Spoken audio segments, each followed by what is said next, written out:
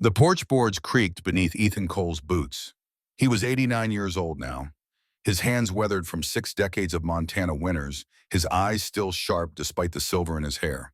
Beside him sat his grandson Thomas, 18, and gangly, cleaning an old Winchester rifle with the careful attention of a boy about to become a man. The rifle had been used in a war. Not this war, not the one Thomas would soon fight in Europe, but an older conflict, a quieter one. The kind that happened in frozen valleys and courthouse rooms, where the weapons were writs and wills, and the stubborn refusal to surrender what you loved. Thomas ran the oiled cloth down the barrel one more time. "Grandpa, how'd you learn to shoot so well?" Ethan smiled, the kind of smile that held 57 years of memory. He looked out across the valley where Thornwood Ranch spread like a promise kept. The sun was setting, painting the Montana sky in shades of copper and blood. It reminded him of another sunset long ago when he'd first seen this land. "You want to know why I live here?" Ethan's voice was low, steady. "Why I never left Thornwood. Why I stayed when I could have gone anywhere." Thomas nodded.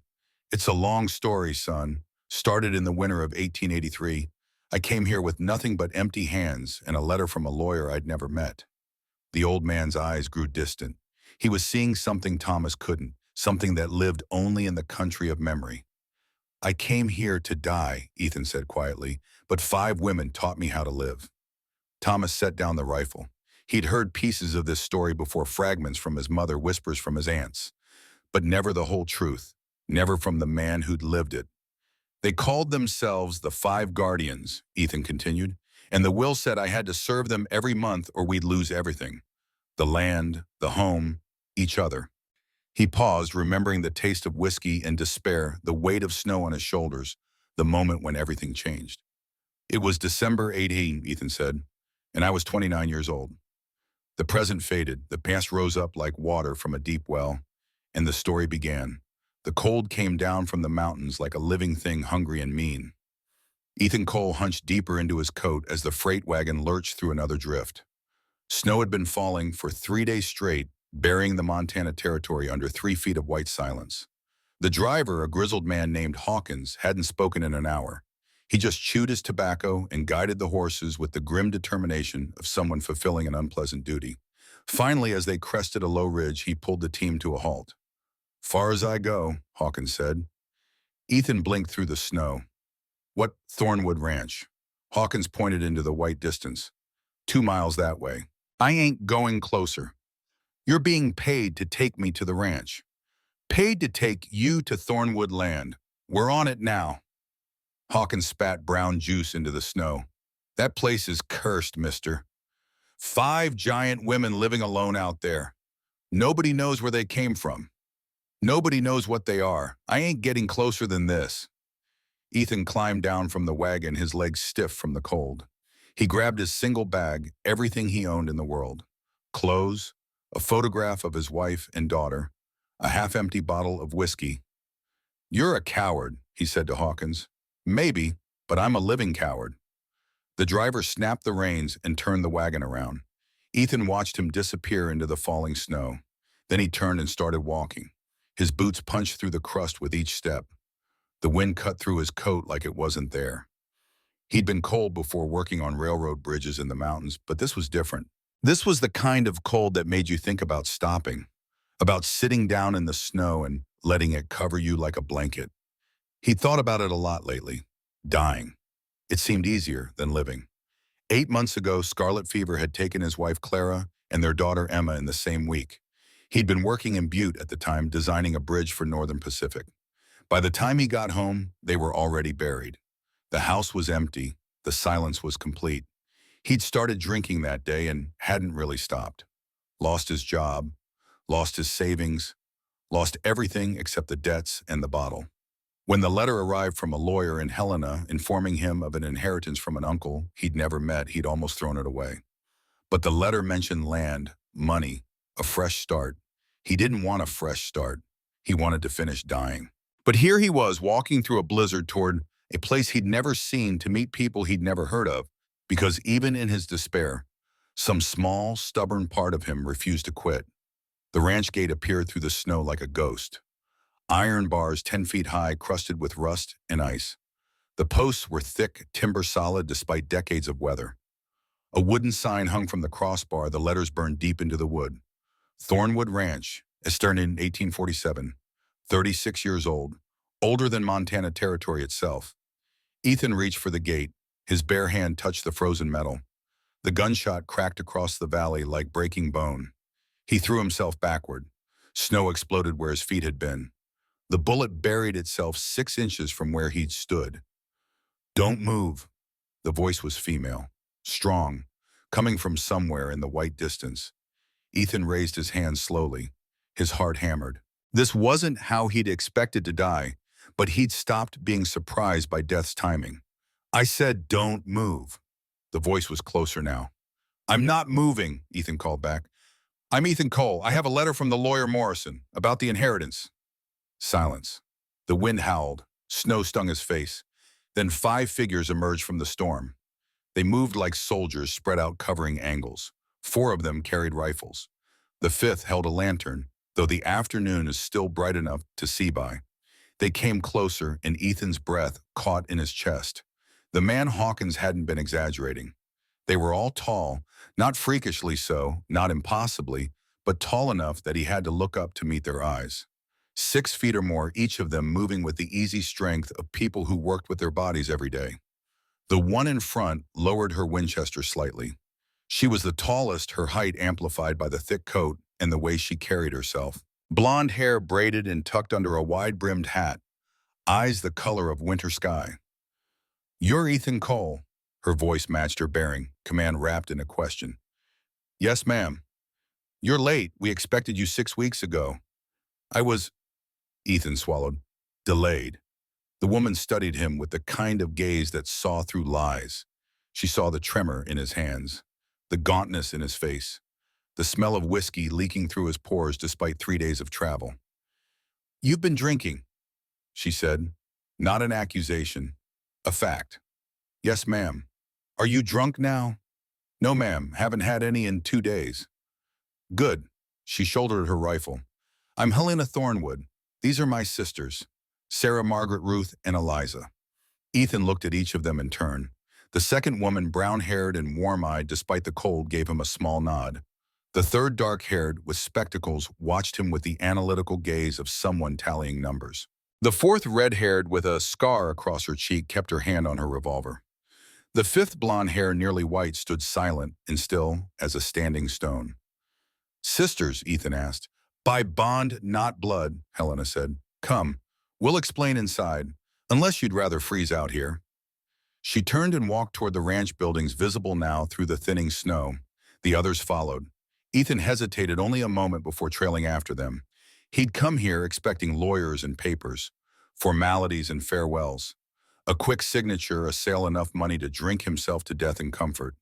Instead, he'd found 5 women with rifles and secrets living alone in the Montana wilderness. The wind picked up, erasing their footprints as they walked. The main house was solid timber, built to last and meant to intimidate. 2 stories with a wide porch and shuttered windows. Smoke rose from 3 chimneys. Ethan could see other buildings scattered across the compound. Barns, a smokehouse, what looked like a bunkhouse. Everything well maintained despite the isolation. Helena led them inside. The warmth hit Ethan like a wall. A massive stone fireplace dominated one end of the main room, flames crackling behind an iron grate. The walls were rough-hewn logs chinked tight against the cold. Mounted animal heads stared down from above. Elk, bison, a massive grizzly bear. The furniture was simple but sturdy. A long table, chairs built for size and function. Shelves lined with books. No decoration for decoration's sake. Everything here had a purpose. "Sit," Helena said, gesturing to a chair near the fire. Ethan sat. The heat made his frostbitten fingers ache. The woman called Sarah disappeared into what looked like a kitchen. The one with spectacles, Margaret, went to a desk and pulled out a thick folder. Ruth positioned herself by the door, still armed. Eliza drifted to a window, watching the storm. Helena remained standing. "You know why you're here?" "The letter said I inherited the ranch from Josiah Thornwood.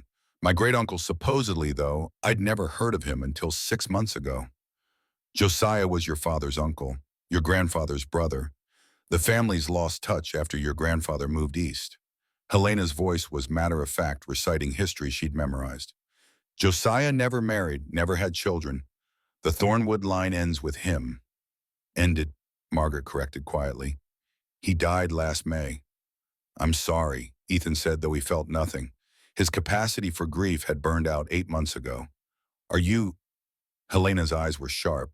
You didn't come to the funeral, didn't respond to the first 3 letters from the lawyer. I was... Ethan stopped. What could he say? I was drunk. I was drowning. I was hoping to die before I had to deal with any of this. I'm here now. Sarah returned with a tray, coffee hot and black and a plate of bread and cold beef. She set it on the table beside Ethan. You look half-starved. Eat. It wasn't a suggestion. Ethan picked up a piece of bread. It was fresh, the crust still warm. He bit into it, and his stomach woke up, reminding him he hadn't eaten properly in days. He forced himself to chew slowly, to not devour it like an animal. Margaret opened the folder. This is the will, the deed, the full inventory of assets, all legally filed with the territory. Mr. Morrison handled everything according to Josiah's instructions. She spread papers across the table. Ethan recognized the lawyer's seal, official stamps, signatures, and dates. Thornwood Ranch, Margaret continued in her precise voice. 8,000 acres, 500 head of cattle, 3 horses, the main house, 3 barns and associated structures, valued at approximately $8,000. Ethan blinked. That was a fortune, more money than he'd ever imagined having. There are conditions, Helena said. Of course there were. Nothing was ever simple. You must live on the ranch for a minimum of 1 year, Helena continued. During that time, you must ensure that the 5 of us remain here under your protection and provision. Ethan set down the coffee. Under my protection, legally we can't own property, Margaret said. Not as unmarried women, not in Montana territory. Josiah knew this. So he structured the will to protect us the only way the law allows, by making you the owner and us your dependents. Your dependents. The word tasted wrong in Ethan's mouth. We're not servants, Helena said sharply. We're not employees. We're the people who've run this ranch for the past 8 years, who kept it alive through drought and winter, who fought off rustlers and wolves and men who thought 5 women alone were easy prey. Sarah stepped forward, her voice gentler than Helena's. Josiah saved us, Mr. Cole. Each of us came here broken, with nowhere else to go. He gave us a home, a purpose, but the law doesn't recognize our right to keep it. That's why he needed you. Ethan looked at the papers, at the 5 women, at the walls of this solid house built by hands long dead, kept standing by hands very much alive. So I'm not the heir, he said slowly. I'm the shield. Margaret nodded, a crude but accurate assessment. And if I refuse, if I just sign everything over and leave? You can't, Margaret said. The will is ironclad. If you abandon the property before 1 year, it goes to public auction. We receive nothing. We're evicted.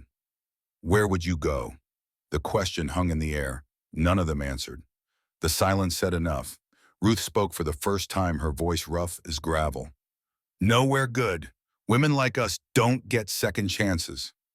Ethan looked at her, at the scar on her face, the hard set of her jaw, at all 5 of them standing in this warm house, in this isolated valley where they'd carved out something resembling safety. What about the monthly requirement, he asked. The letter mentioned a gathering. The gathering, Helena confirmed. First of every month we meet, discuss ranch business, make decisions, vote on major expenditures or changes. It ensures you don't just disappear, that you're present and engaged. And if I miss 3 gatherings, same result, auction and eviction. Ethan leaned back in his chair. The coffee had gone cold in his cup. Outside, the storm intensified, wind rattling the shutters. He'd come here ready to die, ready to sign whatever papers needed signing and vanish into a bottle.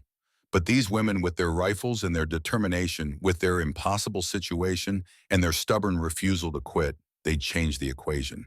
He thought about his wife, about Clara's voice in his head, the way she'd always challenged him to be better than he felt capable of being. What would she say if she could see him now? Help them, she'd whisper. They need you. And God knows you need something to live for. 1 year, Ethan said. Helena's expression didn't change. Yes. And then you can sell, leave, do whatever you want. But for 1 year, you stay. You protect us. You sign the papers that need signing and make the decisions the law says only a man can make. Ethan stood. His legs were unsteady from cold and hunger, and the weight of the choice pressing down on him. I'll do it, he said. 1 year, but don't expect much from me. I'm not a rancher. I'm not a leader. I'm just a man who lost everything and doesn't know how to care anymore. Sarah's eyes softened. She understood that kind of loss. Then we'll teach you to care again. Helena extended her hand. Ethan shook it. Her grip was firm, calloused the hand of someone who worked for every inch of ground they held. The first gathering is in 3 days, Helena said. New moon. We'll explain everything then. She released his hand and gestured to the stairs. Ruth will show you to your room. Rest. Eat. Tomorrow the real work begins. The room was simple. A bed, a dresser, a window that looked out over the valley. Someone had left fresh water in a basin and clean towels on the bed. Ethan washed his face, the water so cold it made his teeth ache. He caught sight of himself in the small mirror above the dresser. He looked older than 29. The beard was scraggly, half-grown. His eyes were bloodshot. The skin hung loose on his frame, weight lost to grief and whiskey.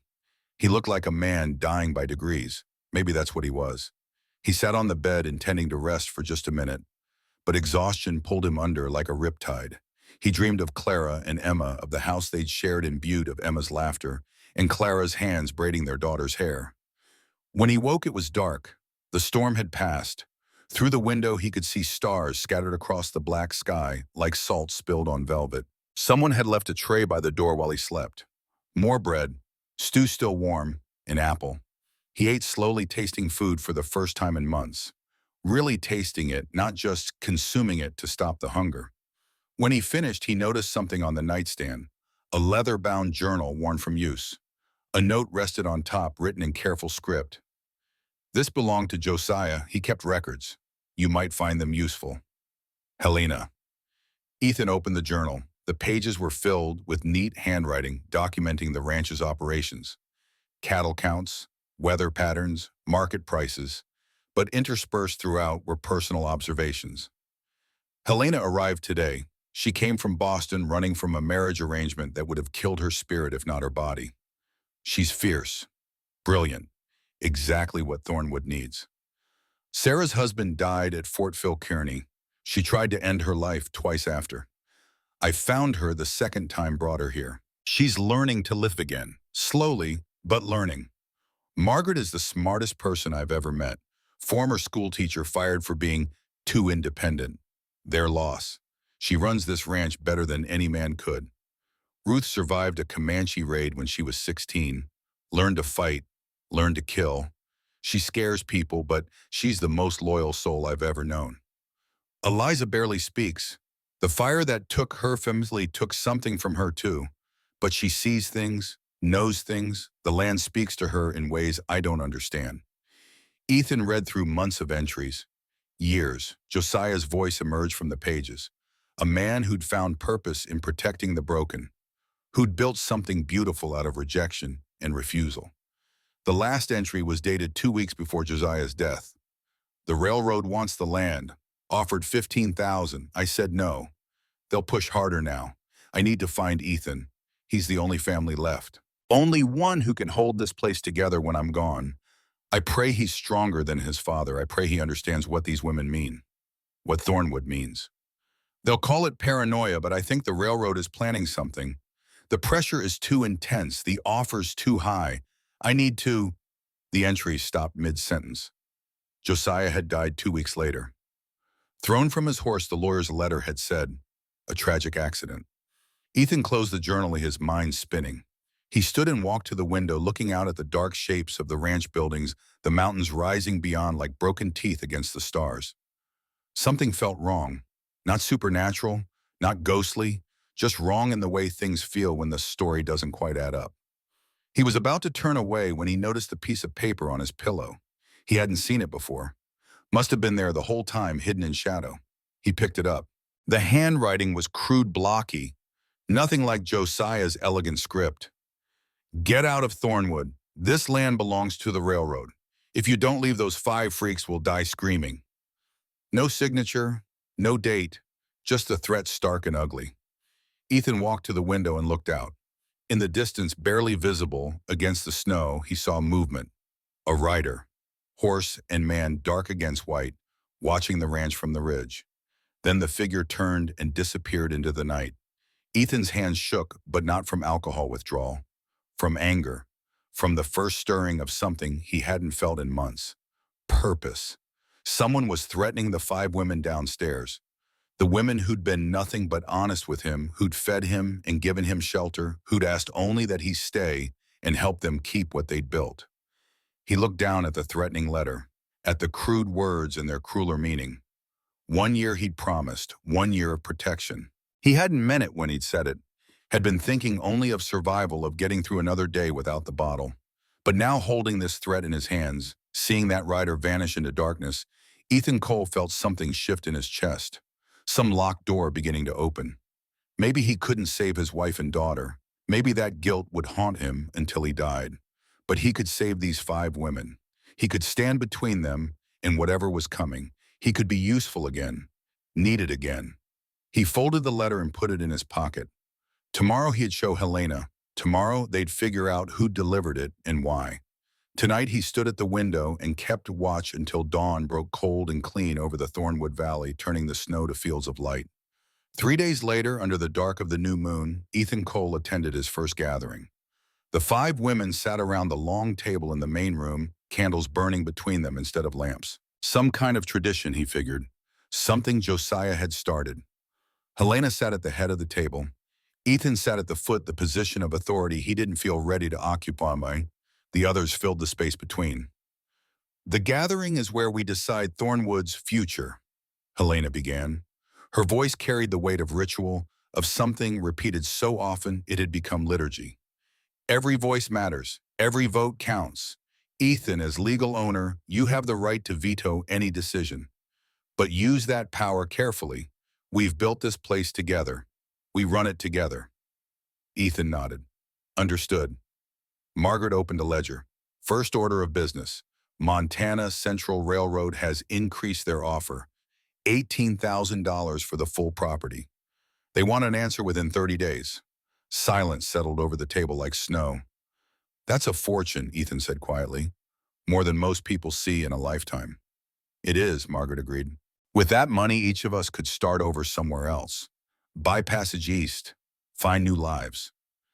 But Ethan could hear the unspoken word hanging in the air. Sarah leaned forward. But this is home. We built it, bled for it, buried Josiah here. Money can't replace that. Ruth's hand rested on the table-scarred knuckles catching the candlelight.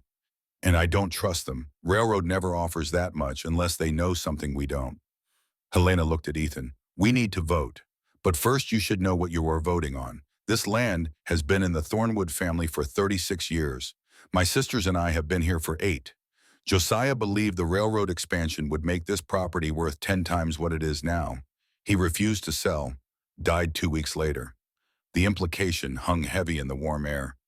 You think it wasn't an accident? Ethan said. I think the timing is suspicious, Helena replied, but I can't prove anything. Can you? Ethan reached into his pocket and pulled out the threatening letter. He placed it on the table. Someone left this on my bed my first night here, and I saw a rider watching the ranch from the ridge. All 5 women leaned in to read. Their faces hardened. Margaret, Helena said quietly, count the vote. Margaret straightened. Question. Do we sell Thornwood Ranch to Montana Central Railroad for $18,000, Sarah? No. Sarah's voice was firm. Ruth. Hell no. Eliza. The quiet woman spoke for the first time that evening, her voice barely above a whisper. No, the land. It needs us. We need it. Helena. No, we don't surrender what we've built. Margaret. Margaret paused. Ethan could see the war in her eyes. The practical woman who understood numbers fighting against the woman who had found a home. No, she said finally. The money would be gone in 5 years. This land is forever. All eyes turned to Ethan. He thought about his wife, about what she'd want him to do. Clara had always been braver than him, more willing to fight for what mattered. He thought about the 5 women around this table, about how they'd taken him in despite his weakness, fed him, sheltered him, asked for nothing but his presence and his promise. He thought about Josiah's journal, about a man who'd spent his life protecting people nobody else wanted. "We don't sell," Ethan said. "This land is yours. Nobody takes it while I'm here to stop them."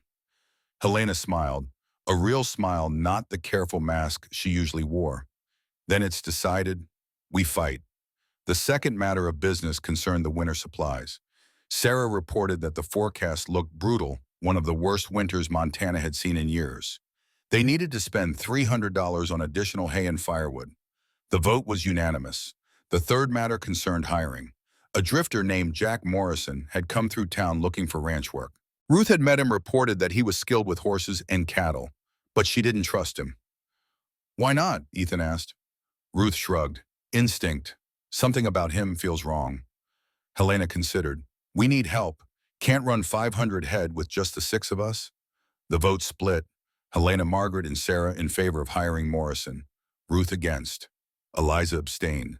All eyes turned to Ethan again. The tiebreaker. He remembered what Clara used to say. Sometimes you have to take risks on people. Sometimes broken people are the only ones who understand how to fix things. "Give him a trial," Ethan said. "1 month. If Ruth's instinct proves right, we let him go." Helena nodded. "Fair enough." The gathering continued. Smaller matters. A fence that needed mending. Cattle that had wandered into the North Valley. Plans for spring planting. Ethan found himself paying attention in a way he hadn't paid attention to anything in months. These weren't just business decisions. They were survival choices. Every vote shaped whether this place, this fragile sanctuary, would last another season. When the meeting ended, the women stood to leave. Sarah touched Ethan's shoulder as she passed. "You did well tonight." Margaret nodded agreement. Even Ruth gave him a grudging look of respect. Only Helena remained snuffing out candles one by one. "You meant what you said?" she asked. "About protectings." Ethan thought about the threatening letter, about the rider in the darkness, about 5 women who'd somehow kept this place running without a man's legal authority, and how precarious that protection was. "I meant it," he said. "I don't know if I'm strong enough yet, but I'll try to win." Helena extinguished the last candle. In the darkness, her voice was softer than he'd heard it. "Josiah used to say that strength isn't about never falling. It's about getting up one more time, then you go down." Did he fall often? Every day in small ways, but he always got up. That's why we loved him. She walked toward the stairs, leaving Ethan alone in the dark room. Through the window, he could see the moon rising, just a sliver of silver in the black sky. The new moon that marked new beginnings. He'd promised 1 year. 12 gatherings. 12 chances to prove he was more than a broken man drinking himself to death. Outside in the bunkhouse where the temporary ranch hands stayed when they had them, Jack Morrison would arrive tomorrow. A man Ruth didn't trust. A man who might be exactly what he seemed or might be something else entirely. Ethan stood and walked upstairs to his room. He didn't reach for the bottle he'd hidden in his bag. Didn't even think about it. Instead, he opened Josiah's journal and began to read again. Learning about the land, about the cattle, about the 5 women who'd become more than employees, more than dependents, who'd become, in Josiah's careful words, the family he'd chosen when blood had abandoned him. The candle burned low. Outside, the temperature dropped toward 0. Winter tightened its grip on the Montana territory, and in the warmth of Thornwood Ranch, a broken man began the slow work of becoming whole again. Not because he wanted to, not because he felt ready, but because 5 women with rifles and determination had given him a reason to try. And sometimes when you've lost everything, a reason is enough. The snow fell soft against the windows. The fire crackled in the hearth. And Ethan Cole closed the journal, blew out the candle, and slept without nightmares for the first time in 8 months. Tomorrow the real work would begin. Tomorrow he'd start learning what it meant to protect something worth protecting. But tonight in the darkness, he was simply grateful to be alive. And that, he thought as sleep took him, was something he hadn't felt in longer than he could remember. Jack Morrison arrived on a cold morning 1 week after the gathering. Ethan watched from the barn as the man rode up the long drive on a paint horse, sitting easy in the saddle with the confidence of someone who'd spent most of his life on horseback. He was 30, maybe a bit older, with the kind of weathered handsomeness that came from outdoor work. Broad shoulders, strong hands, a smile that came quick and easy. He dismounted with fluid grace and tied his horse to the hitching post outside the main house. Helena emerged to greet him. Ethan couldn't hear their conversation from this distance, but he watched the way Morrison gestured, the way he laughed at something Helena said. Too comfortable, too familiar. Ruth appeared beside Ethan, silent as smoke. She'd developed a habit of materializing without warning. It had startled him the first few times. Now he just accepted it as part of who she was. You see it too, she said. Not a question. See what? The wrongness. Ruth's hand rested on her revolver. He moves like he's been here before. Ethan looked more carefully. Morrison was walking toward the western barn now, following Helena. He didn't ask directions, didn't hesitate. Just walked straight there like he knew exactly where it was. Could be coincidence, Ethan said. Could be. Ruth spat into the dirt. But I don't believe in coincidence. Not out here. She walked away, leaving Ethan to consider the new hand. Maybe Ruth was right. Maybe her instincts, honed by violence and survival, saw things his civilized mind missed. He decided to watch Morrison carefully, to see what the man revealed when he thought nobody was looking. The answer came 3 days later. Ethan had been working in the barn repairing a broken axle on one of the wagons. The work was good for him, physical labor that let his mind wander while his hands stayed busy. He'd forgotten how much he enjoyed solving practical problems, making broken things whole again. He was checking the wheel alignment when he heard voices put outside. Low and urgent. He moved to the door, staying in shadow.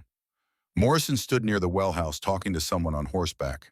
The rider was bundled against the cold face hidden by a scarf. Ethan couldn't make out words, but the tone was clear. This wasn't a friendly conversation. This was business. The rider handed Morrison something. Paper folded small. Morrison tucked it into his coat and nodded. The rider turned and disappeared into the trees without ever dismounting. Morrison stood for a moment looking around to make sure he was alone. Then he headed back toward the bunkhouse. Ethan waited until Morrison was out of sight before stepping from the barn. His heart hammered. His hands shook, but not from withdrawal this time. From certainty. Ruth had been right. Something was wrong with Jack Morrison. That night, Ethan lay awake thinking. He could confront Morrison directly, could tell Helena what he'd seen. But if Morrison was working for the railroad, and if the railroad was willing to threaten and intimidate, then confrontation might trigger violence. Better to watch, to wait, to catch Morrison in an act that couldn't be denied. The opportunity came 2 days later. Ethan rose before dawn, as had become his habit. He found he slept better when he woke early, when he filled his days with work instead of whiskey. He'd been sober for 12 days now, the longest stretch since Clara died. He was heading to the barn when he saw Morrison slip out of the bunkhouse, moving with the careful silence of someone who didn't want to be noticed. Ethan hung back, staying in shadow, following at a distance. Morrison went straight to Maggie's office, the small building where she kept the ranch's financial records, the surveys, the legal documents. He produced a thin piece of metal from his pocket and worked at the lock. Ethan had seen enough. He crossed the yard in quick strides. Looking for something. Morrison spun, hand dropping to his gun. His face, so friendly and open in daylight, went hard and cold. Just needed to check on some paperwork, Morrison said. Helena asked me to. At 5 in the morning with a lockpick. Morrison's smile never reached his eyes. You're pretty observant for a drunk. I'm sober now. That right? Morrison relaxed slightly, his hand moving away from his gun. Well, congratulations. How long you think that'll last? Long enough to see what you're really doing here. Morrison laughed. You think you know? You've been here, 2 weeks? I've been watching this place for months. I know every fence line, every water source, every place where 5 freaks and a broken-down drunk think they can hide from progress. The truth laid bare. No more pretense. Who hired you? Ethan kept his voice level. Montana Central Railroad. They pay me $500 to find out why Thornwood keeps refusing their generous offers, and to convince you that selling is in everyone's best interest. Convince how? Morrison's smile widened. However necessary. He moved fast, hand blurring toward his gun, But Ethan had spent 2 weeks working with tools rebuilding strength in his hands and arms. He grabbed the pitchfork, leaning against the wall, and swung hard. The wooden handle caught Morrison across the chest, driving him back against the office wall. Ethan pressed forward, pinning him there the tines inches from Morrison's throat. "Don't move," Ethan said. Morrison's hand was on his gun, half drawn. His eyes calculated odds, looking for an opening. The metallic click of a hammer being cocked froze them both. "I said don't move!" Ruth's voice came from the darkness. She stepped into view, her Colt revolver aimed steady at Eddie Morrison's head. "Let go of your gun. Slow." Morrison complied, his smile finally fading. "You can't prove anything," he said. "My word against yours." Ruth stepped closer. In the pre-dawn light, her face was hard as stone. "You're on our land. You tried to break into our office. You threatened us. I don't need proof. I just need a target. You won't shoot me. You're not a killer." "No," Ruth's smile was terrible. "Ask the Comanche Raiders what I am." For the first time, real fear flickered in Morrison's eyes. Helena emerged from the main house, rifle in hand. Then Sarah, then Maggie, then Eliza. Joel armed, all watching. "You have about 10 seconds to get on your horse," Helena said quietly. "After that, Ruth stops being nice." Morrison looked at each of them, at Ethan holding the pitchfork, at Ruth with her gun, at 5 women who'd carved survival from wilderness and weren't about to surrender it to a hired spy. "This isn't over," he said. "Railroad's coming for this land, one way or another." "Then they can come themselves," Ethan said. "Stop sending cowards." Morrison's face flushed red. He shoved past Ethan and walked to his horse. But before mounting, he turned back. "You really think you can win against that much money, that much power?" He laughed. "You're all dead, just too stupid to lie down." Ruth shifted her aim. Morrison saw the movement and scrambled onto his horse. He kicked it into a gallop, disappearing down the drive in a cloud of snow. Silence settled over the yard. "You should have let me shoot him," Ruth said. "No." Ethan lowered the pitchfork. "Then we'd be murderers. This way we're just people defending our home." Helena nodded. "Ethan's right, but Morrison will report back. Railroad knows we're not selling. They'll try something else." "Let them try," Sarah said quietly. "We've survived worse." But as they walked back to the house, Ethan couldn't shake the feeling that Morrison's visit was just the opening move. That something larger was coming, something they weren't prepared for. He was right. That afternoon, searching the bunkhouse Morrison had used, they found his real purpose. Hidden under the mattress was a map of Thornwood Ranch. Detailed, precise, and marked with Finding X symbols. "What are these?" Ethan asked. Maggie studied the map, her face going pale. "That's where I keep the financial records. That's the well house where we store ammunition. That's the feed storage. That's the main pasture where the herd winters. And that one," Ethan pointed to the 5th X marked on the hilltop overlooking the valley.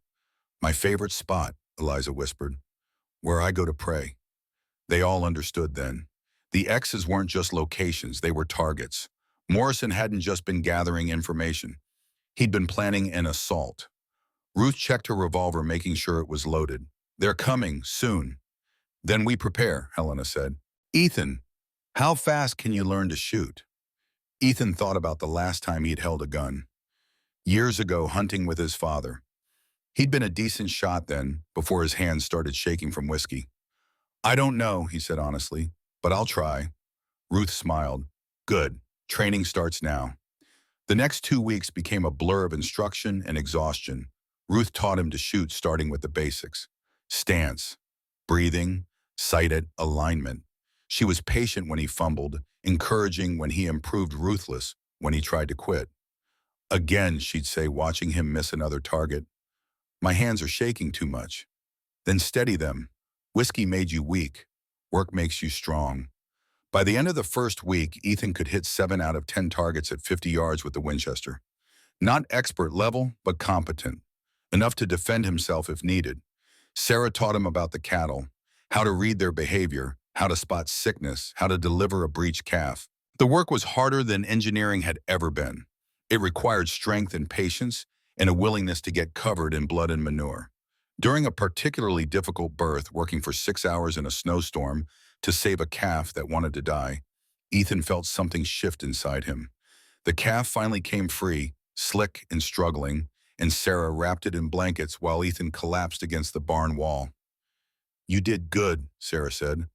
Her arms went around him, the first real embrace he'd received since Clara died. "You've got healer's hands." Ethan's throat tightened. "I couldn't save my daughter." "Scarlet fever can't be healed, Ethan. That wasn't your fault." But it felt like his fault. Would always feel like his fault. Sarah held him while he cried, the grief finally breaking through the wall he had built around it. When the tears stopped, he felt lighter somehow. Still broken, but maybe beginning to heal. Maggie taught him the financial side. Profit margins and market prices. The delicate balance of income and expense that kept a ranch alive. He discovered they were in worse shape than he'd realized. "The winter's been hard," Maggie explained, showing him the ledgers. "We lost 40 head to cold last month. Hay prices are up, and the railroad offers keep coming, each one higher than the last." "Why higher?" Ethan studied the numbers. "If they want the land for the rail line, the value shouldn't change." "That's what I thought too." Maggie pulled out older surveys, geological reports. "So I started researching. Look at this." She spread a territory survey map on the desk. Thornwood Ranch was marked clearly along with surrounding properties. But there was something else. A notation in small print along the southern boundary. "Probable coal deposit, high-quality anthracite, estimated 2 million tons." Ethan felt his breath catch. "That's a fortune." "Exactly. The railroad doesn't want our land for tracks. They want it for the coal underneath." Josiah figured this out. That's why he refused to sell. "And died 2 weeks later." Maggie nodded. "I can't prove murder, but the timing is suspicious." Ethan studied the map, his engineer's mind calculating. 2 million tons of coal. At current market rates, that was worth at least $400,000. Maybe more. No wonder the railroad was desperate. Helena taught him about leadership, how to negotiate with suppliers, how to handle difficult conversations, how to project authority, even when he felt none. "You don't need to be the loudest," she explained during a meeting with a cattle buyer who tried to lowball them. "You need to be the clearest. Say less, mean more." Ethan practiced, found that silence was often more powerful than words, that a steady gaze and a firm handshake could communicate strength better than any speech. During one quiet evening, Helena told him her story. How she'd been engaged to a Boston businessman 3 times her age. How the marriage would have been legal rape sanctified by church and state. How she'd fled west with nothing but the clothes on her back. "Josiah found me half-starved in Helena," she said. "Gave me a job, a purpose, taught me everything I know. He was the first man who ever saw me as a person instead of a possession." "I'm trying to see all of you that way," Ethan said. "As people, as partners." "We know, that's why we're helping you." Eliza taught him about the land itself. They took long walks across the property, her showing him animal tracks, weather patterns, the subtle signs of seasonal change. She spoke little, but when she did, her words carried weight. "The land speaks," she said one afternoon, standing on her favorite hilltop. "You just have to listen." "What's it saying now?" Eliza closed her eyes. "Oh, storm coming. Big one, bigger than anything we've seen." "Weather storm. Maybe. Or maybe something else." He learned to trust her instincts, learned that some knowledge came from observation rather than books, from intuition rather than logic. By the end of the second week, Ethan felt different, stronger. His hands no longer shook. His sleep was deeper. The constant ache for whiskey had faded to a distant murmur. He looked in the mirror one morning and saw a man he almost recognized, still haunted, still carrying grief, but no longer drowning in it. Then the real storm hit. Late January brought cold that redefined the word. 40 below zero. Wind that cut through clothing like it wasn't there. Snow that fell for 10 straight days without pause. This was the winter that would later be called the Big Die-Up. The winter that killed hundreds of thousands of cattle across Montana and Wyoming. The winter that broke ranchers and ended the open range forever. Thornwood Ranch stood directly in its path.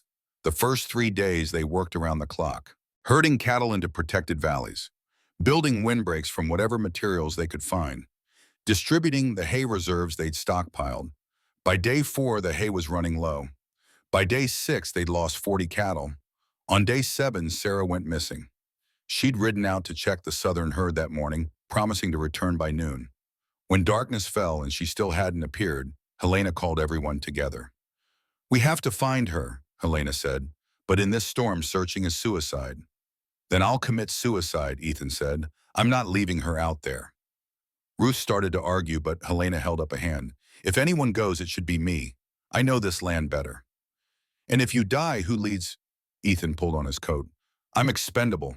"You're not." "You're not expendable," Sarah had told him once, and now he believed it. But compared to Helena, compared to what these women had built, he was still the newest member, the most replaceable. "I'm going," he said. "Tell me which direction." Helena's jaw tightened. Then she nodded. "South Valley, follow the creek bed. But Ethan, if you don't find her in 2 hours, you come back. Understood?" Understood. He didn't mean it. If Sarah was out there, he'd search until he found her or died trying. The storm swallowed him the moment he left the barn. Visibility dropped to less than 10 feet. The wind screamed, drowning out all other sound. Snow stung his exposed skin like thrown gravel. He followed the creek, now frozen solid, using it as a guide. His horse struggled through drifts, breathing hard ice forming on its muzzle. Every few minutes, Ethan stopped and shouted Sarah's name. The wind tore the words away before they traveled 10 feet. 1 hour passed, then 2. Ethan's face was numb. His fingers, despite thick gloves, had lost feeling. The rational part of his mind whispered that he should turn back, that he was going to die out here. But Clara's voice was louder. "Keep going. Don't quit. Some things are worth dying for." He found Sarah's horse first. The animal lay on its side, dead, half buried in snow. Near it, barely visible, was a dark shape. Ethan dismounted and stumbled through the drifts. Sarah lay pinned beneath her horse, one leg trapped. She was conscious but weak, her lips blue with cold. "Ethan." Her voice was barely audible. "You shouldn't have come." "Shut up." He assessed the situation. The horse was too heavy to lift. But maybe he could lever it. He found a fallen tree branch, thick and strong. Using the principles of physics he'd learned designing bridges, he wedged it under the horse's body. Found a rock to use as a fulcrum. Pushed down with all his weight. The horse shifted, 6 inches, a foot.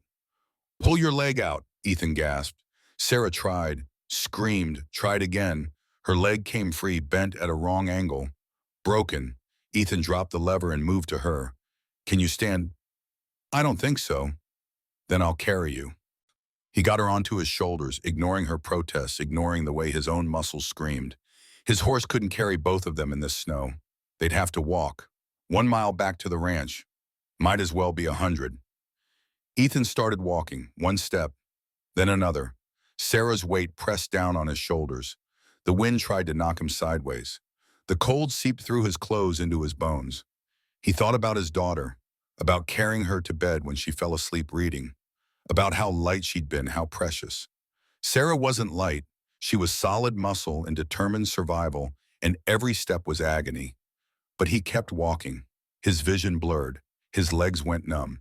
He fell twice, nearly dropping Sarah, forcing himself back up through sheer stubbornness. He could see the ranch lights now. Distant, wavering. Maybe real, maybe hallucination. He kept walking. Ruth found them 50 yards from the barn. She appeared through the storm like an avenging angel, grabbing Sarah from Ethan's shoulders, shouting for help. Helena and Maggie came running. They carried Sarah inside. Ethan followed his legs, giving out the moment he crossed the threshold. He woke in his bed, wrapped in blankets, Ruth sitting in a chair beside him. "How long?" he asked. 6 hours. "Doctor said you have frostbite. Going to lose 2 toes on your left foot." Ethan looked down. His foot was wrapped in bandages. It throbbed with distant pain. "Sarah." "Broken leg." Maggie said it. "She'll recover." Ruth leaned forward. "You saved her life. You know that." "She saved mine first. Fair trade." Ruth smiled, a real smile, rare as gold. "You're family now. You understand that. You're one of us." The words settled into Ethan's chest, warm and foreign and wonderful. Family. Something he'd thought he'd lost forever. "The storm," he asked. "Still going.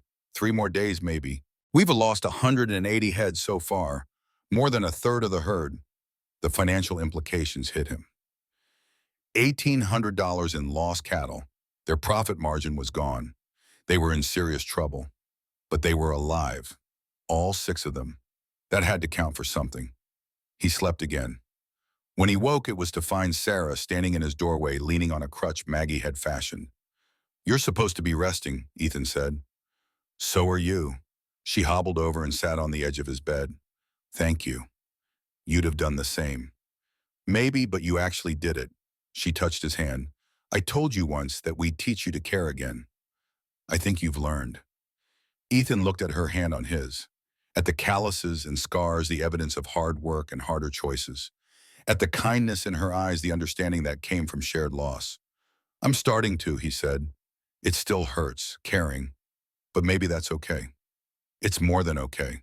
It's what makes us human." She left him to rest. Outside, the storm finally began to break. By the next morning, the wind had died. The sun emerged, turning the snow to fields of blinding white. They assessed the damage. 180 cattle dead. The western barn's roof collapsed under snow weight. Feed supplies critically low. But the 6 of them were alive. Whole if battered, they'd survived. The celebration was short-lived. 2 days after the storm cleared, riders appeared on the ridge. 12 of them armed and organized. Not cowboys, professional guns. They rode down to the ranch in formation, stopping just outside the gate. Their leader was a man in his mid-40s, expensive coat, cold eyes. He sat his horse like a man used to being obeyed. Helena, Ruth, and Ethan met them at the gate, all 3 armed. "I'm Samuel Blackwell," the man said, "Vice President of Montana Central Railroad. I'm here with a final offer." "We're not selling," Helena said. $25,000. Cash. You sign today, money transfers tomorrow." Ethan's breath caught. That was 3 times the ranch's value, enough to make them all rich. "No," he said, Blackwell's eyes fixed on him. "You're Cole, the drunk who inherited this place." "I'm Cole, and I'm not drunk." "Congratulations. Still doesn't change the situation. We have an eminent domain claim filed with the territorial court. Hearing is in 2 weeks. We'll win. You'll get $8,000, not 25. This offer is your last chance at a good deal." Maggie stepped forward. "Eminent domain requires proof that the land is needed for public use. Railroad expansion doesn't qualify when alternative routes exist." "And who are you?" Blackwell sneered. "The accountant's sweetheart. Leave legal matters to men who understand them." Maggie's face went hard. "I understand that your claim is fraudulent. I understand that you want our coal, not our land. And I understand that we have 3 months operating capital to fight you in court." Blackwell's smile vanished. "You've got nothing. You just lost 1/3 of your herd in the storm. You're broke." "We have enough," Ethan said. Blackwell stared at him. "You're making a mistake, Cole. These women aren't worth dying for. They're worth living for. There's a difference." Bam. For a long moment, nobody moved. 12 armed men facing 3 defenders. The mathematics were brutal. If Blackwell gave the order, this would be a massacre. But Blackwell was a businessman, not a killer. At least not yet. He pulled his horse around. 2 weeks, he said. "See you in court." They rode away, leaving tracks in the snow like scars. That night was the second gathering. The mood was tense. They sat around the table in candlelight, facing the hardest decisions yet. Maggie presented the financial situation without mercy. "We lost $1,800 in cattle. The barn collapse cost $800 to repair. We need $600 for replacement feed. Court costs will run $300. We have $400 left in reserves." The numbers didn't add up. They couldn't fight in court and replace their losses. They had to choose one or the other. "Options?" Helena asked. "We can fight in court and let the remaining herd starve," Maggie said. "Or we can buy feed and lose in court by default. Either way, we lose Thornwood." Silence settled like snow. "There's a third option," Ethan said quietly. "We sell now. Take the 25,000. Split it 6 ways. Each of us gets enough to start over." All 5 women looked at him. "Is that what you want?" Sarah asked. Ethan thought about the past 6 weeks, about learning to shoot, learning to ranch, learning to care again, about Sarah's hand in his, about the way Thornwood felt like home in a way nowhere had since Clara died. "No," he said, "it's not what I want, but it's the practical choice." "Since when do we care about practical?" Ruth laughed bitterly. "We're 5 women running a cattle ranch. Nothing about us is practical. Helena leaned forward. We vote. Same as always. Question is simple. Do we fight or do we fold? Maggie went first. Fight. The money would be gone in 5 years. This land is forever. Sarah second. Fight. This is home. Ruth third. Fight. I don't run from bullies. Eliza fourth, her whisper barely audible. Fight. The land needs us. Helena fifth. Fight. We've bled for this place. Let's bleed a little more. All eyes turned to Ethan, the tiebreaker who wasn't really a tiebreaker because they'd already voted unanimously. He stood. His voice was steady. 6 weeks ago, I came here wanting to die. You gave me reasons to live. You fed me when I was hungry, sheltered me when I was lost, asked for nothing but my presence and my promise. He looked at each of them in turn. Josiah left me this land because he knew I'd protect you. Not because I was strong, not because I was capable, but because I was broken in the same place as you were. Because broken people understand what it means to fight for something worth keeping. He placed both hands flat on the table. We fight, we go to court, we defend this land with everything we have. And if we lose together. But we don't surrender. Helena smiled. Then it's decided. Sarah raised her glass of water.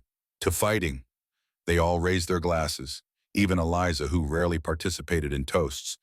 To family, Ruth added. To home, Maggie said. To Thornwood. Helena finished. They drank together, and in that moment, Ethan felt something he hadn't felt since before Clara died. He felt like he belonged. After the others left, Eliza approached him. She placed her hand on his arm, her touch light as snow. The storm's not over, she said softly. The big one is still coming. The court case. Beyond that, you'll have to choose Ethan between their safety and this land's future. You won't be able to save both. She drifted away, leaving him with the prophecy in its weight. Ethan walked to the window. Outside, the stars were brilliant in the clear sky. The storm had passed, leaving everything crystalline and sharp. But Eliza was right. Another storm was building. He could feel it in the air and the tension that hummed through Thornwood like a plucked string. The railroad wouldn't stop at legal challenges. Blackwell's visit had proven that. They'd escalate, push harder, use methods that courts didn't cover. And when they did, Ethan would have to be ready. Not the broken drunk who'd arrived 6 weeks ago, but the man he was becoming. The protector, the partner, the keystone holding everything together. He thought about the coming fight, about court battles and winter survival, and the constant pressure of men with money and power trying to crush people who had nothing but stubborn refusal to quit. It should have terrified him. 6 weeks ago, it would have sent him running for a bottle. But now, standing in the warm house with 5 women sleeping nearby, women who trusted him to stand with them, Ethan felt something else. He felt ready. The night deepened. The stars wheeled overhead. And in Thornwood Ranch, 6 people slept the sleep of those who've chosen their ground and intended to hold it. Tomorrow would bring new challenges. The court date was 12 days away. The ranch was on the edge of bankruptcy. Powerful men wanted them destroyed. But tonight they were together. They were family. And sometimes when everything else is stripped away, that's the only thing that matters. Ethan checked the rifles one last time before heading to bed. Loaded, ready, just in case. He climbed the stairs to his room, found Josiah's journal on the nightstand. He'd been reading it every night, learning about the man who'd built this sanctuary, who'd protected these women when nobody else would. Tonight he added his own entry. 6 weeks at Thornwood, sober for 28 days, saved Sarah's life. She saved mine too, though she doesn't know it yet. We vote tomorrow on how to fight the railroad. I already know what I'll say. We don't surrender, not while I'm alive to stop them. Josiah, if you're watching, I hope I'm doing this right. I hope I'm the man you thought I could be. E.C. He closed the journal, blew out the candle, lay in the darkness listening to the house settle around him. And for the first time in 8 months, Ethan Cole fell asleep smiling. The 2 weeks before the court hearing passed in a blur of preparation and worry.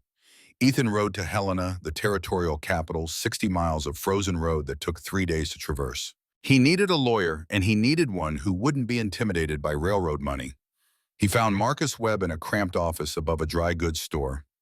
Webb was 55, with gray hair and the weary eyes of a man who'd fought too many losing battles. But when Ethan explained the situation, something shifted in the lawyer's expression. Railroad versus homesteaders, Webb said. Tale as old as the territory itself. You know they've never lost an eminent domain case in Montana. I know we can't afford to lose this one. Webb studied him. You're not from here. You could take their money and walk away. Why fight? Ethan thought about Sarah's hand in his, about Helena's trust, about 5 women who'd given him back his life. Because some things matter more than money, he said. Webb smiled, the first genuine expression Ethan had seen from him. That's the kind of stupidity I can work with. My fee is $300. You have it, barely. Then we'd better win. But the strategy was simple. Prove that Thornwood land had unique strategic value that couldn't be replicated elsewhere. The coal deposit was their ace, but only if they could get it officially surveyed and filed before the hearing. Ethan hired Samuel Porter, a geological surveyor with a reputation for honesty. Porter spent 5 days on Thornwood land, taking samples, making measurements, consulting old territorial surveys. When he finished, his report was unequivocal. 2 million tons of high-grade anthracite coal, maybe more. This deposit is worth at least $400,000 at current market rates. Porter looked at Ethan seriously. The railroad knows this. That's why they're pushing so hard. Can you testify in court? I can, but Cole, you should know something. Last night a man approached me at my hotel, offered me $1,000 to lose this survey, to claim the deposit was exaggerated. Ethan's stomach tightened. Did you recognize him? Said his name was Blackwell.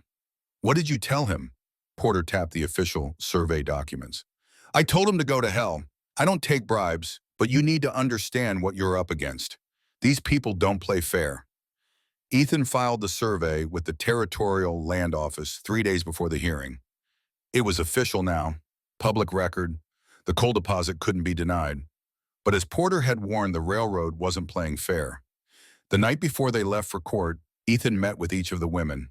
Personal conversations, last words in case everything went wrong. Helena stood on the porch watching the sun set over the valley. If we lose, she said quietly, I'll go to California, start over. But it won't be the same. Thornwood is magic, Ethan, the kind that only happens once. We're not losing. You can't promise that. No, but I can promise to fight until there's nothing left to fight with. She turned to look at him. Josiah chose well. You're more like him than you know. Sarah was in the kitchen preparing food for the journey. Her leg had healed enough to walk without the crutch, though she still favored it.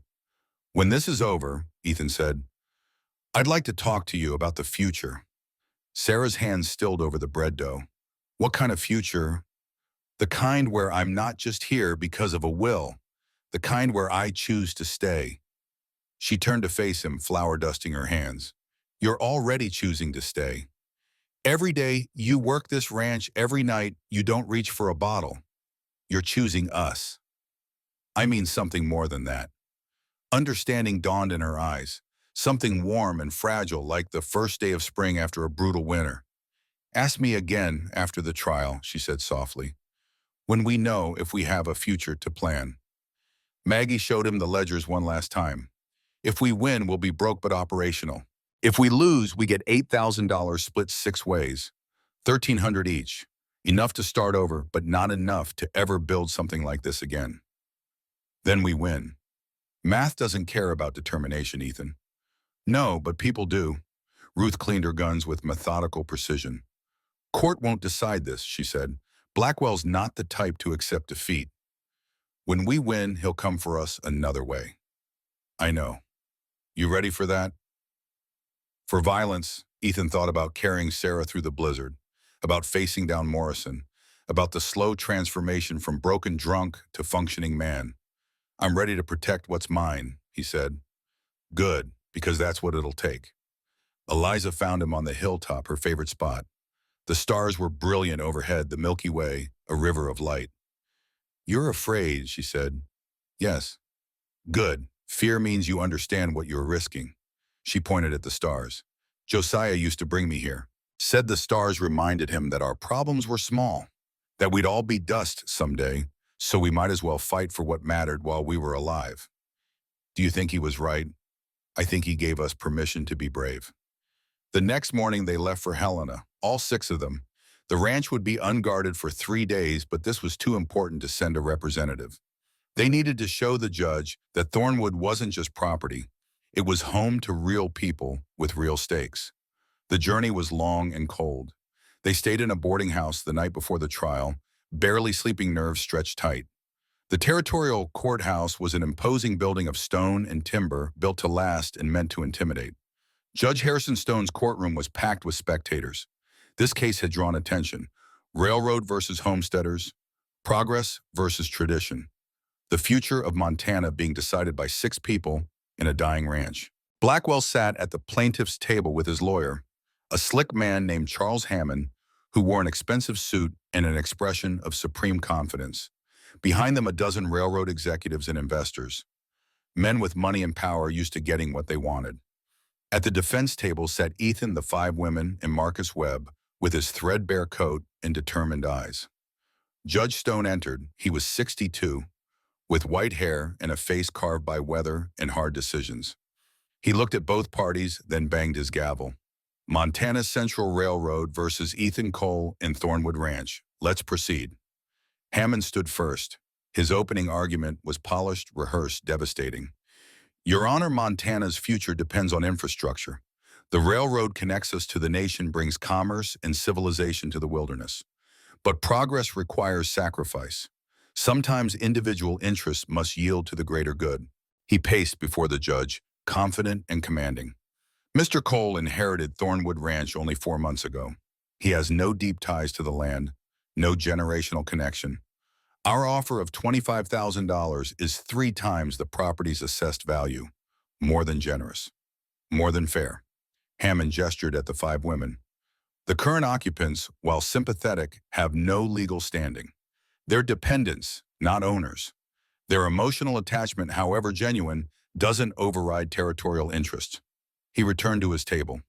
The railroad needs this land for essential infrastructure. We've filed proper eminent domain papers.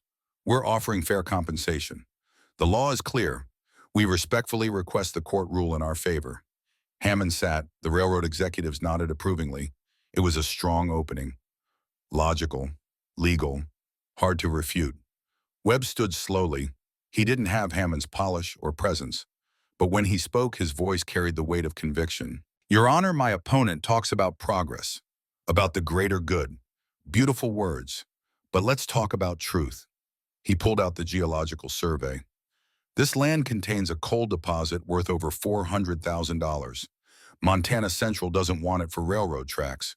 They want it for mining rights. This isn't about progress, it's about profit. He pointed at Blackwell. They've offered escalating amounts because they know the land's true value. They've hired spies to infiltrate the ranch. They've attempted bribery. They've made threats. Webb walked to the defense table. Thornwood Ranch was established in 1837 years ago when most of Montana was wilderness. The Thornwood family built something lasting, something real. And when the last Thornwood died, he left it to people who'd earned it through labor and loyalty. He gestured at Ethan and the 5 women. These aren't squatters or opportunists. They're ranchers. They've survived blizzards and bandits. They've turned 8,000 acres of raw land into a functioning operation. They employ local workers. They pay territorial taxes. They contribute to Montana's economy. Webb returned to face the judge. The railroad claims eminent domain requires this specific land, but there's an alternate route 3 miles south. Equally viable. Slightly more expensive, yes, but possible. This isn't about necessity, it's about greed. He placed the survey on the judge's bench. The law requires proof of unique public need. The railroad hasn't met that burden. We have. This land has strategic mineral value to the territory. It should remain in private hands, protected from corporate seizure. Webb sat. The courtroom was silent. Judge Stone reviewed the papers before him. We'll hear testimony. Mr. Hammond, call your first witness. The railroad's case was methodical. Engineers testified about the proposed route, though Webb's cross-examination revealed the southern alternative they'd conveniently ignored. Financial experts discussed fair market value, though Webb got them to admit they hadn't factored in the coal deposit. Then Blackwell took the stand. He was smooth confident, painting the railroad as a benevolent force bringing civilization to the frontier. Hammond asked softball questions. Blackwell gave rehearsed answers. Then Webb stood for cross-examination. Mr. Blackwell, you've offered escalating amounts for Thornwood Ranch. Why, Marshal? We want to ensure fair compensation. Or you know the land is worth more than your offerings. Objection, speculation. Sustained. Webb changed tactics. Did you hire a man named Jack Morrison to infiltrate Thornwood Ranch? Blackwell's composure slipped slightly. I don't know anyone by that name. Did you offer surveyor Samuel Porter $1,000 to falsify his geological report? Objection, baseless accusation. Judge Stone leaned forward. Mr. Webb, do you have evidence of this? I have Mr. Porter's testimony. Your Honor, he's waiting outside. The judge nodded. We'll hear from him. Mr. Blackwell, you're dismissed for now. Blackwell left the stand, his face flushed with anger. Porter testified next. Under oath, he described Blackwell's bribery attempt in detail. The courtroom erupted. The judge banged his gavel for order. Hammond tried to discredit Porter, but the surveyor was unshakable. His credentials were impeccable. His report was thorough. The coal deposit was real, documented, valuable. Then it was the defense's turn. Helena took the stand first. She wore a simple dress, her hair braided, her bearing dignified despite the stares. Many in the courtroom had never seen a woman her height. They whispered, pointed. She ignored them all. Webb asked her about Thornwood's operations. She described 8 years of work, cattle management, financial planning, survival against weather and wolves and men who thought women were easy prey. Hammond's cross-examination was brutal. Miss Thornwood, you're not the legal owner of this property, correct? Correct. You have no legal claim to it. Not under current law, no. Then why should this court care about your attachment to it? Helena looked directly at the judge. Because law should protect people, not just property. Because 6 people have poured their lives into this land.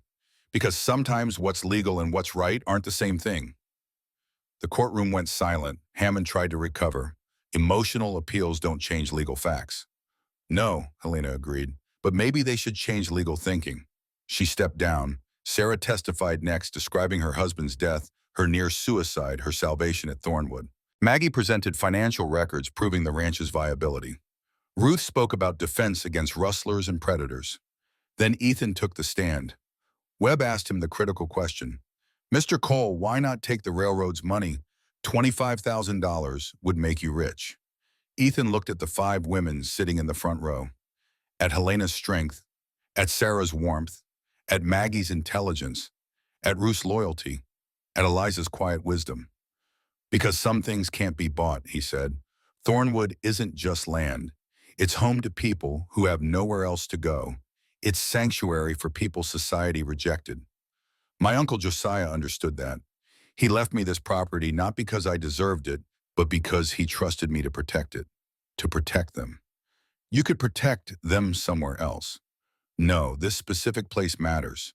It's where they're safe, where they're free, where they can be themselves without judgment or threat. Money can't replace that. Nothing can. Hammond stood for cross-examination. And Mr. Cole, you inherited this property while drunk and in debt. True. True, too. You'd never ranched before, never lived in Montana, had no connection to this land whatsoever. Also true. So you're not a rancher, you're not a frontiersman, you're an opportunist who inherited something valuable and now refuses to share the wealth. Ethan met Hammond's eyes steadily. I was broken when I came to Thornwood. Lost my wife and daughter to scarlet fever. Drank myself nearly to death. Wanted to die. Those 5 women saved me. Gave me purpose. Taught me to live again. I'm not keeping this land out of greed. I'm protecting the people who gave me back my life. Hammond tried several more attacks, but Ethan didn't waver. He'd found something worth fighting for. That conviction showed in every word. Finally, Judge Stone called for closing arguments. Hammond gave a competent summary, law and precedent, eminent domain and public interest. The railroad's rights and society's needs. Webb's closing was simpler. Your Honor, this case is about power. The railroad has money and lawyers and political connections. The defendants have only their labor and their determination.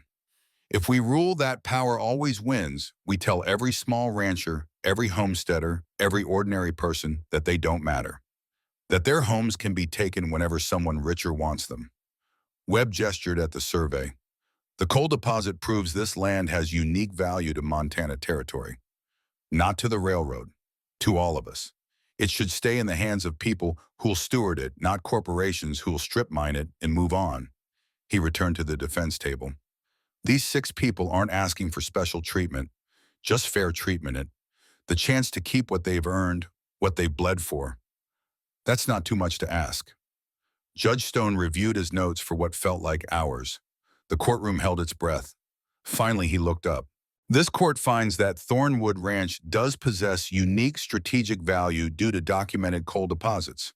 The railroad has failed to prove absolute necessity for this specific route when viable alternatives exist. Furthermore, evidence of attempted bribery and witness intimidation undermines the plaintiff's credibility. He banged his gavel. Eminent domain claim is denied. Thornwood Ranch remains the property of Ethan Cole. The courtroom exploded. The railroad executives shouted protests. Webb pumped his fist. The 5 women embraced. Ethan sat frozen, barely believing what he'd heard. They'd won. But Judge Stone raised his hand for silence. However, I must note that the territory reserves the right to claim mineral rights if national interest requires. Mr. Cole owns the surface land. The coal beneath is a separate question for future litigation. It was a partial victory, but it was victory nonetheless. Outside the courthouse, Blackwell intercepted them on the steps. His face was rigid with fury. "This isn't over," he said quietly. "Legal fight is done, but there are other ways." "Is that a threat?" Ethan asked. "It's a promise. You humiliated me, made me look weak. I don't forget that." Ruth's hand moved toward her gun. Helena stopped her with a look. "We won in court," Helena said. "That's all that matters." "Court," Blackwell spat the word. "Out here, court doesn't mean anything. Out here, only thing that matters is who's willing to go furthest." He walked away, leaving the threat hanging in the cold air. They stayed in Helena that night, celebrating cautiously. Webb joined them for dinner, accepting their gratitude with typical lawyer pragmatism. "Don't celebrate too much," he warned. Blackwell meant what he said. Railroad has lost the legal route. They'll try something else. "Let them try," Ruth said. "We're ready." But nobody was ready for what came next. They left Helena the following morning, 2 wagons carrying all 6 of them. The journey home was 60 miles of frozen road, 2 days of travel. They were 20 miles from Thornwood, passing through a narrow canyon when the attack came. Riders emerged from the rocks, 8 of them armed with rifles, led by Blackwell himself. The wagons halted. Ethan's hand moved toward the Winchester Ruth had insisted he carry, but they were badly outnumbered. Any fight would be a massacre. Blackwell rode forward slowly. "Told you it wasn't over." "What do you want?" Ethan called. "What's mine? The land, the coal, everything I paid for and you stole." "Court said it's ours." "Court," Blackwell laughed. "I'm done with courts, done with lawyers and judges and civilized pretense. Out here away from town, it's just us. Just force and will, and who's stronger." He raised his rifle. "Get off the wagons. Walk away. I'll burn them and everything in them. You'll have nothing, but you'll be alive." Ruth stood slowly in the wagon bed. Her hand rested on her revolver. "You'd have to shoot us first." "I can arrange that." The other riders raised their weapons. 8 rifles against 2 revolvers and Ethan's Winchester. The mathematics were brutal. Helena stood beside Ruth. "You really want to be a murderer, Blackwell? That's the man you want to be." "I want to be rich. If that requires killing squatters and freaks, so be it." Sarah stood, then Maggie, then Eliza, all 5 women facing down armed men, unyielding as mountains. Ethan climbed from the wagon, Winchester in hand. He wasn't a gunfighter, wasn't a killer, but he'd learned to shoot. And more importantly, he'd learned what mattered. "You're not taking them," he said quietly. "Not while I'm breathing." Blackwell studied him. "You really willing to die for land you have owned 4 months? Not for land, for family." The word hung in the air. Family. Not employees, not dependents. Family. Blackwell's finger tightened on the trigger. The shot cracked across the canyon, but it came from behind Blackwell. One of his own men fired first, aiming at Ruth. She dove, the bullet missing by inches. Then chaos erupted. Ruth came up shooting. Her first shot took down the man who'd fired at her. Her second dropped another rider. Helena grabbed a rifle from the wagon. Sarah and Maggie provided covering fire. Ethan aimed at Blackwell but couldn't get a clear shot. The railroad boss was moving, using his horse for cover, firing at the wagons. A bullet splintered wood near Ethan's head. He dropped behind the wagon wheel, returned fire. His hands were steady, his breathing controlled. Everything Ruth had taught him, muscle memory taking over. The fight lasted maybe 2 minutes. Felt like hours. When it ended, 3 of Blackwell's men were down. 2 dead, 1 wounded. The others had fled, deciding no amount of railroad money was worth dying for. But Ruth was hit. She lay beside the wagon, blood spreading across her leg. The same leg that had been injured before, now shattered by a rifle round. Sarah rushed to her, tearing cloth for bandages. "Stay still. Don't move." Ruth laughed through gritted teeth. "Not going anywhere." Blackwell lay on the ground, disarmed his horse, fled. Ethan stood over him. Winchester pointed at his chest. "Do it," Blackwell said. "Shoot me. Prove you're no better than me." Ethan wanted it with an intensity that scared him. This man had threatened them, attacked them, tried to destroy everything they'd built. But Clara's voice whispered in his mind, "Don't become what you hate. Don't let darkness win." "No," Ethan said. He lowered the rifle. "We're not murderers." Helena appeared beside him. "He's right. We tie him up. Take him to the territorial marshal. Let the law handle this." Ruth, pale from blood loss, managed a protest. "He'll come back. He'll try again." "Maybe," Ethan said. "But we're not killers. That's not who we are." They bound Blackwell's hands and loaded him onto one of the horses. Loaded Ruth into the wagon, Sarah pressing bandages against her wound. The bodies of the dead men they left for the marshal to retrieve. The journey home took another day, Ruth drifting in and out of consciousness. When they finally reached Thornwood, they sent for the doctor in town. He worked on Ruth's leg for 3 hours. "She'll live," he said when he emerged, "but the leg is badly damaged. She'll walk with a cane for the rest of her life. Maybe not even that." Ruth took the news with grim acceptance. Still alive, still dangerous. That's enough. They turned Blackwell over to the territorial marshal. With multiple witnesses to the ambush, including Ethan's testimony and the bodies in the canyon, Blackwell was charged with attempted murder and assault. Montana Central Railroad, desperate to avoid scandal, immediately distanced themselves from him. Called him a rogue employee, fired him publicly. The railroad abandoned their Thornwood claim entirely. Too much bad publicity, too many legal complications. They found an alternate route, paid more for right-of-way elsewhere, and pretended they'd never wanted Thornwood in the first place. Victory. But it had cost them. Ruth's injury was permanent. Ethan carried guilt about not shooting Blackwell when he had the chance. And the violence had shaken them all, reminded them how fragile their safety really was. But they'd survived. Together. Spring came slowly to Montana. The snow melted. The grass returned. They buried the cattle that had died during the winter and counted the survivors. 320 head remained, enough to rebuild. They used a loan from the Helena Bank with the coal deposit as collateral to purchase 50 new head. Hired 2 reliable ranch hands, carefully vetted this time. Began the slow work of restoration. Ethan threw himself into the labor. He discovered he was good with his hands, good at solving practical problems. He redesigned the water system using engineering principles, improving efficiency. Rebuilt the western barns, smaller but more practical. Helped Sarah with spring calving. His body changed, muscles developed from hard work. Hands that had shaken from alcohol withdrawal now held tools steady. The gaunt look faded, replaced by the weathered health of outdoor labor. More importantly, his heart changed. Sarah was there through all of it, working beside him, sharing quiet conversations in the evening. Their relationship deepened, slowly built on shared experience rather than passion. 2 people who'd both lost spouses, both survived grief, both found unexpected second chances. One evening in late April, as the sun set over the valley, they stood together on Eliza's favorite hilltop. "I need to tell you something," Ethan said. Sarah looked at him, patient as always. "I love my wife, Clara. I always will. What we had was real and beautiful, and her death nearly destroyed me." "I know. But you've given me something I thought I'd never have again. Hope. Purpose. the feeling that tomorrow might be worth seeing. He took her hand. I'm not asking you to replace Clara, just asking if there's room in your heart for something new. Sarah smiled. My husband died 17 years ago.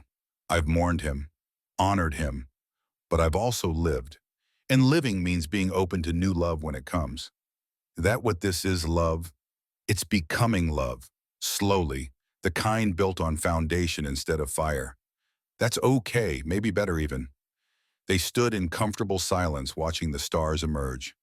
No declaration, no grand gesture, just two damaged people finding comfort in each other's presence. The third gathering happened in late April. The mood was different from the first two, not crisis management, but celebration. Planning rather than survival. They sat around the familiar table, candles burning, faces illuminated by warm light. Helena called the meeting to order. First gathering in 3 months. We've been through hell, lost cattle, lost money, nearly lost each other. But we're still here. Stronger than before, Ruth added, tapping her cane against the floor for emphasis. They discussed expanding the herd, planting wheat in the southern fields, hiring permanent hands for the summer. These weren't desperate choices anymore. They were growth decisions. When the business concluded, Helena stood and raised her water glass. To survival, they all raised their glasses. To family, Sarah added. To Thornwood, Maggie said. To second chances, Ethan finished. They drank together and the weight of shared experience hung in the air. 4 months ago, Ethan had been a stranger. Now he was woven into the fabric of this place, inseparable from its story. After the others left, Ethan remained at the table. He pulled out Josiah's journal and added another entry. 4 months at Thornwood, sober for 98 days, survived a winter, survived a court battle, survived an ambush. Ruth says I'm family now. Sarah says I'm becoming love. Helena says I'm the man Josiah hoped I'd be. I'm starting to believe them. Starting to believe I deserve this second chance. Starting to believe I can be the protector that he need. Come out. He closed the journal. Tomorrow would bring new challenges. Always did. But tonight he was content. The months passed in a blur of work and growth. Summer brought good weather and better profits. They sold cattle at favorable prices, hired 3 permanent ranch hands, built a schoolhouse on the property when Maggie mentioned wanting to teach local children. Ethan's relationship with Sarah continued its slow, steady progression. No dramatic proposal, no desperate romance, just the quiet intertwining of 2 lives that fit together comfortably. In August, they married. A simple ceremony on the hilltop officiated by the traveling preacher who visited Thornwood twice a year. The 5 women were Sarah's family. The ranch hands were witnesses. It was small and perfect. That night in the room they now shared, Sarah asked him, "Any regrets about marrying you?" None. About staying at Thornwood? Ethan thought about the man he'd been 8 months ago, drunk, broken, wanting to and the man he'd become, sober, strong, wanting to live. Not a single one, he said. December arrived with the first snow. 1 year since Ethan had stumbled through a blizzard to an iron gate, meeting 5 women with rifles and secrets. The anniversary gathering was special. They gathered around the table as always, but this time with wine instead of water. A celebration, not just business. Helena stood. 1 year ago, Ethan Cole arrived at Thornwood, drunk, lost, barely alive. We didn't know if he'd stay a week, much less a year. She looked at him. But you did stay. You worked. You fought. You became one of us. According to Josiah's will, your obligation is complete. You can leave if you want, sell the land, take the money, start fresh somewhere else. Silence. Ethan stood. I have something to show you. He pulled out legal documents. I worked with Marcus Webb, new ownership structure. If I die, Thornwood doesn't go to distant relatives. It splits equally among the 6 of us. True partnership legally recognized. He placed the documents on the table. I'm not leaving. This is home. Your family. That's not obligation. That's choice for me. Helena picked up the papers, reading carefully. Her eyes widened. This is real legal? Completely. We're partners now, all 6 of us. Equal shares in everything Thornwood represents. Maggie examined the documents, her analytical mind checking every clause. This is extraordinary. You're giving us ownership. You earned it. You built this place. I'm just the legal fiction that lets you keep it." Ruth laughed her cane-tapping approval. "Not a fiction anymore. You're real as the rest of us." They signed the documents together. 6 signatures, 6 people bound not by blood, but by choice and survival and love. After the others left, Sarah and Ethan walked to the hilltop. The stars were brilliant, the air crisp and clean. "Happy?" she asked. "More than I thought possible. Clara would be proud of you." The words should have hurt. Instead, they brought comfort. Clara would want him to live, to love again, to find on after grief. "Thank you," he said. "For what?" "For saving me. I came here to..." "You taught me to live." Sarah leaned against him, warmth in the cold night. "We saved each other. That's what family does." Years passed. Thornwood Ranch prospered. The cattle herd grew to over 1,000 head. They expanded their land holdings, purchasing adjacent properties, built more buildings, hired more hands, became one of the most successful operations in Montana Territory. Ethan and Sarah had 3 children, 2 boys and a girl. They grew up on the ranch, learning to ride and rope and read, learning the value of hard work and fierce loyalty. The 5 original women remained. Helena eventually joined the Territorial Council, fighting for women's rights and homesteader protections. Maggie's school grew, teaching dozens of children. Ruth trained militias, protecting settlements across the territory. Eliza became a respected spiritual leader, people traveling hundreds of miles for her counsel. Sarah was the heart of Thornwood, beloved by everyone who knew her. They aged slowly, bound together by something stronger than blood. In 1889, Montana became a state. They celebrated with a party that lasted 3 days. In 1900, the new century arrived. Ethan was 46, Sarah 49. Still strong, still working. The years blurred together in the way happy years do. Time marked by births and deaths, seasons and cycles, the eternal rhythm of ranch life. And then it was 1943, and Ethan was 89 years old, sitting on the porch with his grandson, Thomas. The story had come full circle. Thomas stared at his grandfather with new understanding. So grandmother Sarah was one of the 5 guardians. She was. "We married in 1884, had your mother in 1886, 2 more children after. She died 2 years ago, and I miss her every day." "And the others," Ethan pointed to the hill. "Come, I'll show you." They walked to the family cemetery, 5 headstones, standing in a neat row. Beside them, a 6th stone waited, Ethan's name already carved, waiting for a date. Helena Thornwood, 1847 to 1921, the leader. Margaret O'Brien, 1845 to 1923, the scholar. Ruth Blackwood, 1849 to 1925, the warrior. Eliza Hayes, 1857 to 1928, the spirit. Sarah Cole, 1851 to 1941, beloved wife, mother, guardian. Thomas read each stone carefully. They all lived long lives. They did. We had 57 years together, 57 years of work and love and family. Best years of my life. Why didn't you leave after she died, retire to somewhere easier? Ethan looked out over the valley. Thornwood Ranch spread below them, buildings and fences and fields. Over a century of history. 6 people who'd built something lasting from broken pieces. Because this is where I promised to stay, where my family lived and died, where I finally learned what it meant to be whole. He put his hand on Thomas's shoulder. Your mother will inherit Thornwood when I die, and someday you. The responsibility passes down, but the purpose stays the same. Protect people, provide sanctuary, be family to those who have none. Thomas nodded solemnly. I understand. Do you? Because you're going to war, boy, you might not come back. I need to know that if you do, you'll carry this forward, that you'll remember what Thornwood stands for. I'll remember. They stood in silence, grandfather and grandson, connected by blood and legacy. The sun set behind the mountains, painting the sky in shades of gold and crimson. Tell me about the war you fought, Thomas said. The one here, against the railroad. Ethan smiled. That wasn't war. That was survival. But I learned something important. Sometimes the battles that matter most aren't fought with armies. They're fought by ordinary people refusing to quit, by broken people healing each other, by families chosen instead of inherited. Did you ever regret it staying? Not once. I came here empty.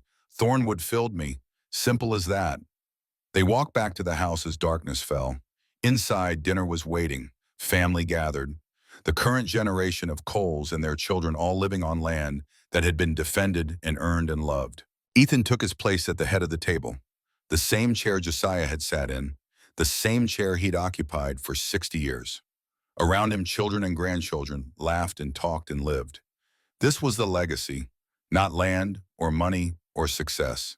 Family, chosen and fought for and held together by something stronger than law.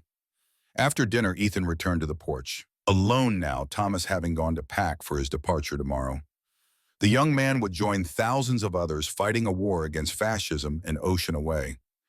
Ethan prayed he'd come home, prayed Thornwood would still be here for him to return to. He pulled out the journal, Josiah's journal now filled with 60 years of Ethan's own entries. Thousands of pages documenting daily life, major decisions, births and deaths, and everything in between. He wrote one final entry. 60 years at Thornwood, I arrived broken, I'm leaving whole. Sarah's gone, but she gave me 57 years of love. The other guardians are gone, but they gave me family when I had none. Josiah, wherever you are, I hope I did right by your legacy. I hope I protected what you built. I hope I was the man you knew I could be. Tomorrow Thomas leaves for war. God willing, he'll return to continue this story. But if he doesn't, others will. Thornwood endures. That's what matters. EC final entry. He closed the journal, set it on the table. Tomorrow he'd give it to Thomas. Another piece of legacy passed down. The stars emerged overhead, the same stars that had watched Josiah and Helena and Ruth and all the others. The same stars that would watch future generations. Ethan sat in the darkness, listening to the wind, feeling the presence of those who'd gone before. Clara and Emma, his first family. Sarah and the guardians, his second. All of them part of him now woven into who he'd become. He'd come to Thornwood wanting to die. Instead, he'd learned to live. And in living, he'd found something worth passing on. Something that would outlast him and everyone he'd loved. Home, family, purpose. The three things that made life worth fighting for. The wind picked up, carrying the scent of pine and snow. Winter was coming again, as it always did. But Thornwood Ranch stood ready as it had stood ready for 100 years. Enduring. Eternal. Home. Ethan Cole closed his eyes and smiled, thinking of Sarah. Tomorrow he'd wake and work and live. Tonight he rested in the knowledge that he'd kept his promise. He'd protected what mattered. He'd built something lasting. He'd been worthy of the second chance he'd been given. And that in the end was enough. The stars wheeled overhead. The Montana wind sang its ancient song. And in Thornwood Ranch, legacy lived on generation after generation, held together by love and determination, and the stubborn refusal to quit. The story ended where it began. With a man on a porch looking out over land he'd learned to love, surrounded by family, he'd chosen living a life he'd fought to deserve. And in the distance, barely visible against the beckoning sky, the iron gate still stood, still welcoming, still marking the boundary between the world and this small sanctuary where broken people became whole, where 5 women and 1 man had built something beautiful from pain, where home had always meant more than walls, where family was earned, not inherited, where Thornwood endured forever.